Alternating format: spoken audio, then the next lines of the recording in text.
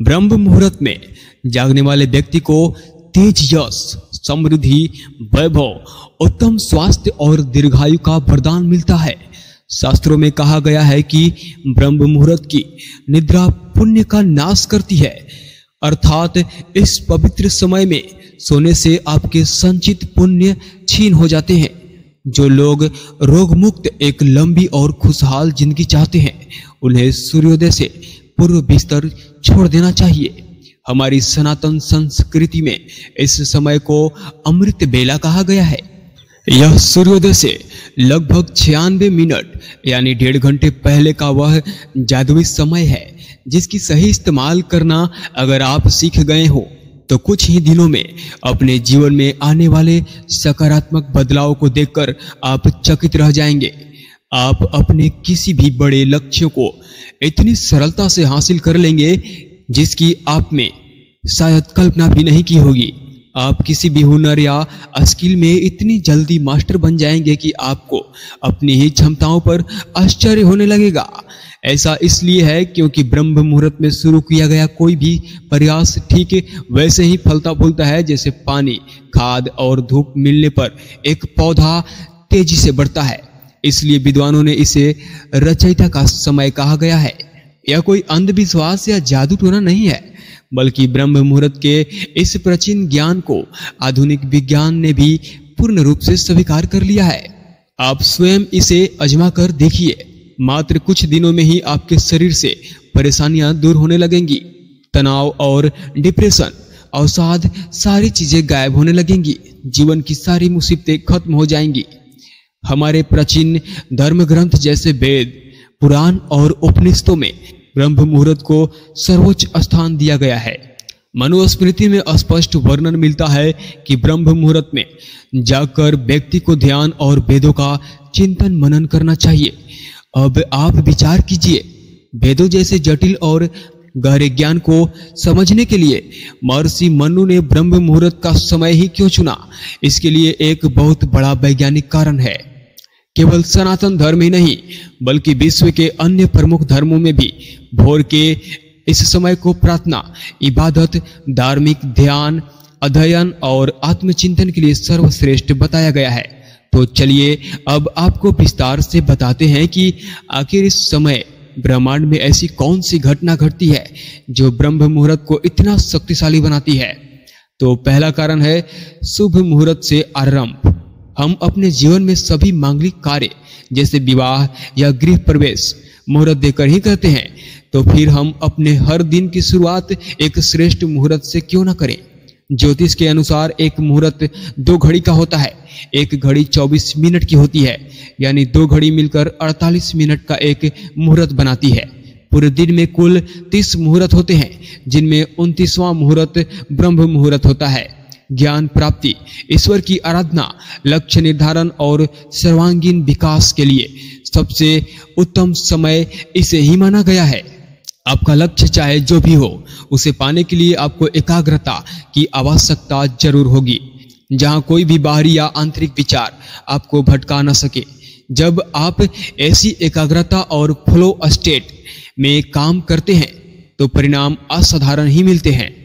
इसी शांति और एकाग्रता को पाने के लिए योगी पहाड़ों और गुफाओं में जाते हैं, लेकिन हम गृहस्थ लोग के लिए ईश्वर ने यह समय उपहार में दिया है जब पूरी प्रकृति के हमारे लक्ष्य को पूरा करने में हमारी मदद करती है।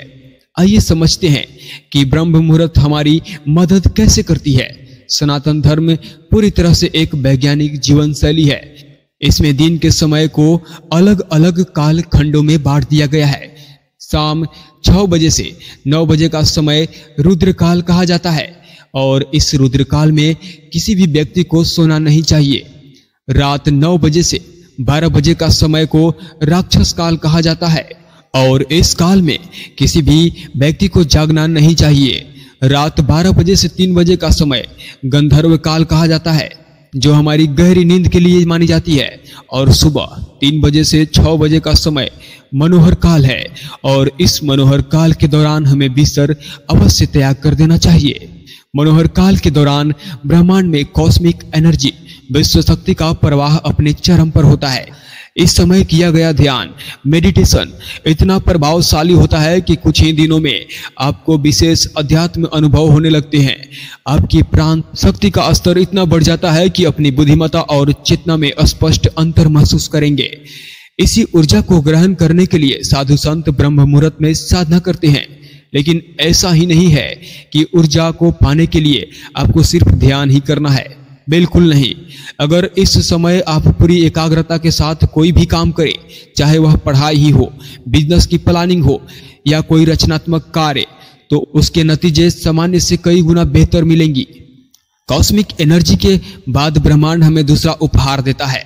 क्या आपको पता है कि तेज आवाज आपके दिमाग की क्षमता को कम करती है? शोर शराबा हमारे ब्लड प्रेशर को बढ़ाता है, जिससे दिमाग एक जगह फोकस नहीं कर पाता।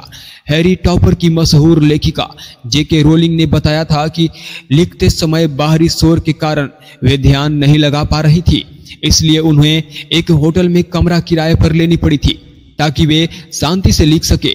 जब बात फोकस और एकाग्रता की होती है तो छोटी छोटी चीजें भी बड़ा असर डालती है। सुबह के शांत वातावरण में जब हम काम करते हैं तो बहुत कम समय में हम बहुत ज्यादा हासिल कर लेते हैं। तीसरा लाभ है शुद्ध वातावरण। क्या आप जानते हैं कि ब्रह्म मुहूर्त के समय हमारा पर्यावरण अपने सबसे शुद्ध रूप में होता है? सुबह के समय हवा में ऑक्सीजन की मात्रा करीब 41% होती है और कार्बन डाइऑक्साइड की मात्रा केवल 4% ही रह जाती है, यानी प्रदूषण न के बराबर होती है। हम सभी जानते हैं कि शुद्ध हवा के अनगिनत फायदे हैं और सबसे बड़ा फायदा यह है कि यह हमारे मस्तिष्क को अपार शक्ति और ताजगी प्रदान करती है।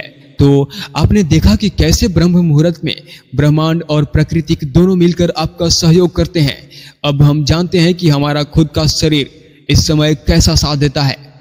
आयुर्वेद के अनुसार हमारा शरीर पंच तत्वों जल, अग्नि, पृथ्वी, वायु और आकाश से बना है और इन्हीं के संयोग से शरीर की मुख्य ऊर्जाएं बनती है।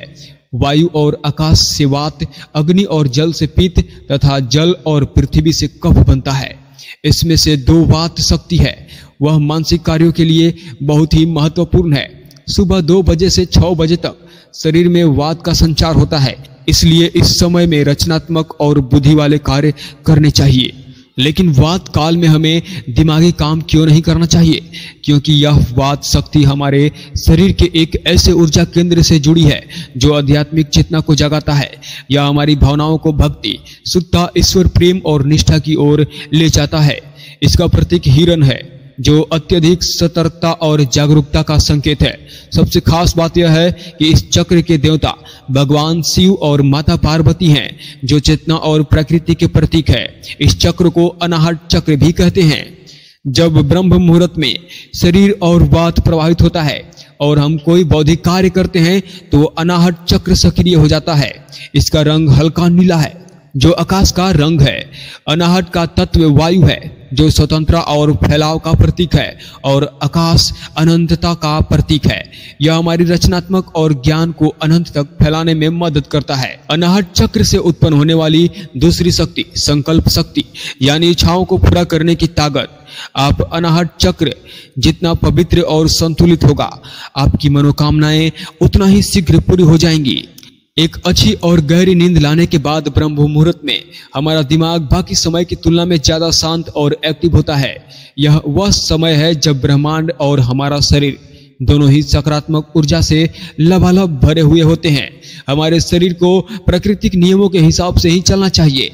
जैसे पानी की दिशा में तैरना आसान होता है और धारा के विपरीत तैरने में बहुत ताकत लगती है, ठीक उसी तरह हमारे ऋषि मुनियों ने दिमाग और मानसिक कार्यों के लिए ब्रह्म मुहूर्त में उठने और सक्रिय होने की सलाह दी है।